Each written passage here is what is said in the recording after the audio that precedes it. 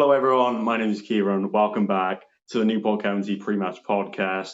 We're doing it now today for the Sutton game. We did miss any game from Swindon leading up to this, but we're back now. So we've got Rose here, who's a Newport County fan, in case that wasn't obvious, and we've got Mike from the Sutton podcast. First of all, thank you for taking a part in this, man. Thank you for inviting me. You're very welcome.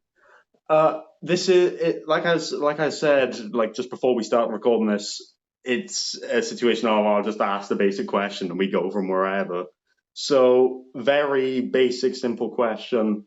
I'll start with Mike, if you want to start this question here. What is your just overall prediction for the game tomorrow? That is a tough one. I would always back Sutton, even when we're doing badly. But I think they're going to be well up for it, especially after last year. And we have just started to come into a bit of form. And we've got our players back, and his confidence is really high at the moment. So I'm going to say that. You know what? Let's go for a 3-2 Sutton. Let's do the reverse of last year. Scoring. Yeah, that is an exact reverse of last year. I'm in the idea of a low-scoring game. I'm saying it's going to end either we win 1-0 or this goes to a draw. I see a draw most likely outcome of this. I'll see a 1-1. Yeah, I'd definitely say that. Looking at all the stats, I reckon the draw is probably the most likely, but I'm always going to back Sutton. I don't blame you. Rose, what are your predictions for the game? I'll probably say a draw, but if I'm going to be optimistic, I'm going to say 2-1 to us because it's my team. Being a home game, that's going to be a big advantage. Of course, us playing at home, we rarely lose it there. Now and again, we'll go on our dry spell at home, but we usually tend to do a little better. But other than that, what players would you say we should be watching out for? Well, you guys are going to be very unhappy because in January we just signed David Adjaboy back on loan from Peterborough. Oh, yeah. And I know you very much enjoyed him last year, tearing you to pieces. Thanks. Not sure. I mean, Eastie, who I think he was sent off. Well, no, I know he was sent off last year. He's back from his suspension. He was sent off again recently, but the team has done quite well in his absence. So, is it he's going to get in the side? Not sure. But yeah, we've got a proper team this year. So last time we visited you, I think we had a makeshift defence, and Eastie was playing in defence. He got sent off, so we actually had to have one of our forwards playing in defence. So it was a bit of a makeshift thing. But yeah, Dave Adjaboy has come back to us. He's starting to be on form, and he scored 3 goals in, I think, 4 or 5 games. So you will need to look out for him. And Lee Angle is getting his fitness after his signing from Bradford, and he's hit the ground running as well. So we've got some big players for us now. Yeah, you mentioning that name doesn't. I can't even repeat it. I feel like I'll throw up saying that name again. But no, we of course Dom Telford had a good game against you guys last season when he was here. Of course, he's not here anymore. But Omar Bogle, hopefully, he's picked up his form recently. He's started to score a few. 2 against Stevenage, which a first goal. I feel that was a great finish. But Rose, who would you say that we should not that we should look out for, but who do you think we have that could cause these trouble? At the minute, you know what? I'm gonna say Mickey because I don't know if you've seen the last few games. He's literally been scoring goals that won the game in the last minute. That's 2 in a month. Good stuff for our team, definitely. 2 in a month, both Barrow and Hartlepool. I nearly forgot their entire name there. But well, we're not going to have the opening day of the season where we had Bougill and Bogle scoring because Omar's suspended, so he won't be playing.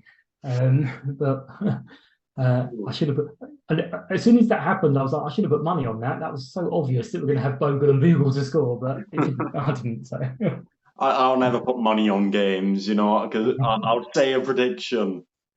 It'll be completely fine, and last minute a team will concede and it'll ruin it. I predicted we beat. Yeah. I predicted we beat Swindon 2-0. Yeah, I was that was it. That was completely cruising. We won 2-1. I was so annoyed. We were so close. I was so close to getting my prediction right, but we moved from that. Anyway, Rose, you were saying what were you going to say there? No. I was saying. Remember, I can't remember what game it was actually, but you tweeted something like, "Oh yeah, we're gonna win." Like I don't know how many it was, and then you predicted it like 10 minutes before the game started. Oh yeah, I predicted a. No, that was the Barrow game. Oh, I predicted that there was going to be a last minute winner. I was right, so I'll take it. I predicted who would do it as well, but we'll move on from that. Form, of course, recently. I think we're both.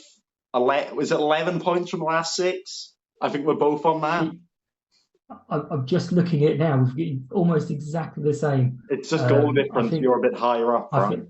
I think we've conceded one less goal than you. Yeah. And I think I read somewhere over 10 matches, we've both lost only 1, but we've won 6 and drawn 3, and you've won 3 and drawn 6 over the 10. So we're both up there on form. But I'm liking the 10-game form because we're top of that form table. So that's the one I want to look at now for the time being. You're top on the table in that. But speaking of a table, actually, where do you want to say you'd vision yourself? Where would you say you predict you to finish? Are you saying you'd be happy with a mid-table, or would you prefer to go on a playoff push? Do you think that's realistic? Okay. I'd be happy with 22nd because that means we're staying in the Football League. But earlier in the season, mid-table looked a way off for us.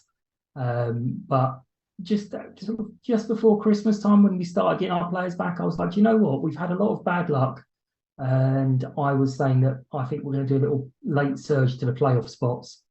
More out of hope, really. But they ain't half proving me right at the moment because I think we're 9th now. We're only a couple of points off the playoff spots. If things go well for us at your place and other results go our way, we could be in the playoff spots at the end of the day, which would be insane. But honestly, still, this is only our second season in the Football League. Priority is always going to be get that 50 points. We're on 47. But get that 50 points and secure our status for next year. I know it's not going to need that much, but it's just a little tick of the box to say we've done it.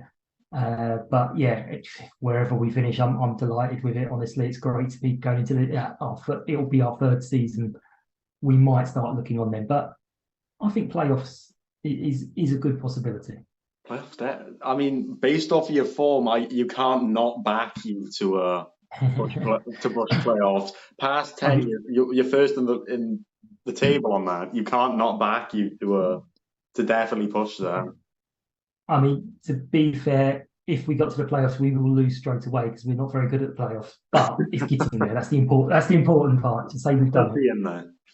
I say that we had a vision at the beginning of the season of. I think most fans had this of can we get playoffs? Can we push for a 3rd spot? We since then we've had 2 managers this season. We've got stability under our current manager. Some are saying that we'll push playoffs. I believe we're, unless I'm wrong, 12 points off. That doesn't feel right. I don't know. I think I'm right on that. But no, I think I'd be happy if we finish top half, especially with how we started our season. I don't want to be optimistic and then look stupid at the end of the season, but I want to back us to say that we'll get in playoffs. But I'm gonna say I'd be happy top half, 100%. Well, I think I spoke at the beginning of the season to Ed from the 1912 podcast, Exiles podcast, and I think at that point we said that we felt the 2 teams are going to finish maybe 12th and 13th. Either way, it didn't really make any difference. We just thought we were going to be right dead in the middle, and one of us would be higher than the other. But we're very similar teams, very similar outlook. Yeah, exactly. Going into this game, very similar form as well. And I wouldn't, just as long as we steer away from the relegation, I'd like a top half finish, but as long as we steer away from that, how we started the season, I'm fine with it. Rose, is that the opinion you have as well? Or is that the opinion you have? Would you be happy if we finish this top half and just stay up? You know what? In the perfect world, obviously playoffs, but who knows? Anything can happen. But as long as we stay away from relegation, that's all that matters, really. It is. Just pushing away. Next season, I feel we can push on. But this season, as long as we stay up, I'm fine with that. And it seems that Sutton, most Sutton fans I've actually talked to are in that kind of similar situation. Of as long as we stay up, that's fine. You can drive on from there. Yeah. But it's so weird when it comes to like asking questions, because it's such an interesting fixture that there's so much I want to ask. There's so little time. You know what? We'll talk about other teams. You know what? As much as we went into that other game, it's a talk about football. Relegation. Who goes down? May as well. Who goes down? So Rochdale, I think, unfortunately for them, are gone. I don't like talking too much about other teams. Definitely not. But they, from what I'm reading and hearing, their players just seem to not care, and it looks very much like Scunthorpe last season, who was the first team I ever, when we beat them, literally felt sorry for their fans. Normally it's like, yeah, we beat you, yeah, great. But I was walking away when we beat them. I think it was 4-0. It was just like, they just didn't care. They just honestly wanted to get the game over. And from hearing some Rochdale fans, I think it's very, very similar at the moment with them. Who else takes that other spot? God, that's really up there. There's so many other teams there. Crawley need to sort themselves out a little bit. Then you've got the Hartlepool situation. They just sacked their manager. And replaced him straight away? Are they going to get the bounce that everyone wants from a new manager? Harrogate looks dead and buried. I mean, we were 2-0 up, and then Eastie got himself sent off. So we ended up drawing that game, but we were all over them. While we had 11 v 11, and who else is in there? I mean, I think probably Gillingham and Colchester are going to do enough. So I think it's probably between Harrogate, Hartlepool, and Crawley to take that other spot. I feel I was talking to a Rochdale fan, and they seem to be, like you said, exactly how Scunthorpe were last year. And what are they, aren't they bottom of the National League at the minute, looking like they're going to go down from there, back-to-back relegations? Yeah, a lot of teams do that. You never want to do that with a team. Yeah, a lot of teams struggle when they go down to the National League because they're not set up for it. They're designed to survive in League Two. Yeah, and they're not really ready for the National League and the Dorkings and the so and so to come at them. But yeah, it's a difficult one. But as you said, as long as we're all right, then let someone else have the problem. I mean, yeah, I don't mean to be harsh, but if we can just stay away from that, that's okay with me. Yeah, absolutely. Another, I don't know whether I'll go into another question. I feel like this one has a lot of depth to go into with this game. What would you say your team's strengths and weaknesses are? Of course, being that kind of mid-table team, you're going to have equal and kind of both.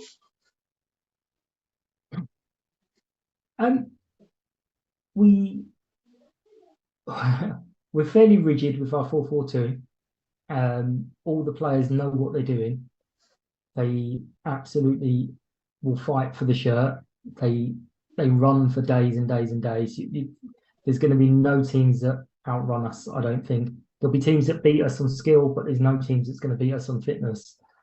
They're physical, powerful, and they've got desire. And honestly, with Matt Gray, he's a fantastic manager. I have nothing but respect for the man, and I've spoken to him a few times, and literally I feel like I want to give him a good 45 minutes myself when I've chatted to him. There are some limitations. We can get carved open. I mean, Doncaster passed it around us a lot, but actually there's a certain element of, did we let them? Because when it got to the final third, they didn't have a cutting edge. So maybe we just sat back and went, okay, let them have the ball, do whatever they want, and then we'll sweep it up and go forward and score, which we did. Yeah, I mean, we can get outplayed, but we're definitely not going to get outmuscled. And the one thing we have, which unlike some of the teams that we've mentioned, at no point do we ever leave games thinking the players aren't trying. They might get beaten, but we don't ever think that they're not trying. That of course, they sound exactly this. Our situation and your situation. It sounds like this game is gonna be a draw. It's written in the stars in my eyes that this game is gonna end in a draw. I wasn't certain whether we'd win because it's on home turf, but you saying that, I could repeat all of that, and that's about us.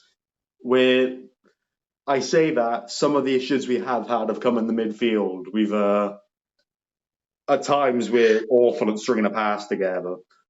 I mean, Rose, you've seen some of the games where we've been. I don't mean to ever insult a team, but we've not been great in terms of creating chances. Should we take our game against Leighton, right? Remember, didn't they beat us 2-1 in the end, or was it a draw? No. That was a 0-0 game. Oh, was it? I can't remember. When it was, they're top of the table, and they ended up playing for a draw, and you could see that like the centre and defense and stuff, they were trying their hardest. But if you take I don't want to seem like biased towards people or against people, because I'm not. It's my team, but I'm gonna have to point out that Bogle's not. I mean, I think he might have just been in a bit of a slump, because he did have a few rough games, and it did look like he just couldn't be bothered to run for the ball sometimes. But recently he's picked himself up. But it's sort of a 50-50 about, I think, how he plays, really. But at the beginning of the season, Bogle and what's his name? Zimba. Isn't it Zimba? I know you were talking about Zimba. You talked about Zimba with the dream team. They were so good together. It's a shame we don't have Zimba anymore. Yeah, Zimba's gone now to back to Cardiff because he wasn't playing for us. But I know that's a big talking point about Newport at the minute, and especially going into this game against Sutton, who are in incredible form, is how does Bogle play? It's a huge factor of our game at the minute. Thankfully, he's picked up some form.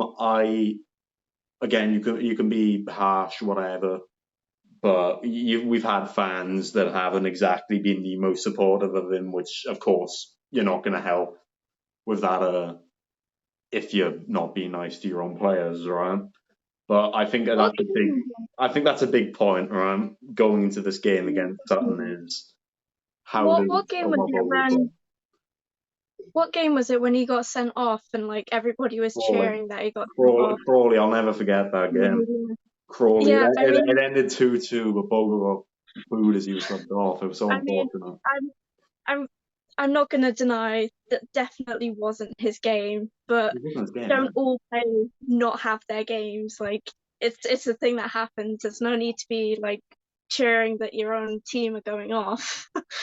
Yeah, I mean, if the players were consistent and skillful and doing everything right, they wouldn't be playing League Two football. Exactly. And I think a lot of fans need to take a little bit of a reality check and realise that this is what life is like for us. We're going to have players who need a little bit of work and need a little bit of time and patience, and giving them grief. I mean, I'm always positive on the podcast. Every time I go out, I'm always trying to be positive. Look at the good, because players know whether they've played well or badly. You're not going to be able to tell them they had a good or bad game because they know before you do. So there's absolutely no point ripping them to pieces over a poor performance. If it's 1 in 10, if it's 1 in 1, then maybe, yeah, all right, okay. If it's every game, maybe they're not for the team. But if it's every now and then, just give them a pass, man. Just let them go. I mean, I think the frustration with, again, this, I'm only subjecting Bogle and Newport to this because this is what I've got most knowledge on. But he went from a spell, I believe it was from end of October to now, well, to Stevenage, not scoring 1 goal. He didn't score once, and of course, while fans are going to get frustrated, I entirely agree with you. They're League Two footballers for a reason. They're not, again, harsh as you want to be. It is a fact that you are not going to be the polished product when you're in this league. Yeah. But irregardless of that, I don't think booing is ever the right term. No matter, even if a player has every game where he doesn't do too well, that's kind of a manager's thing of whether you want to play a player in that kind of form.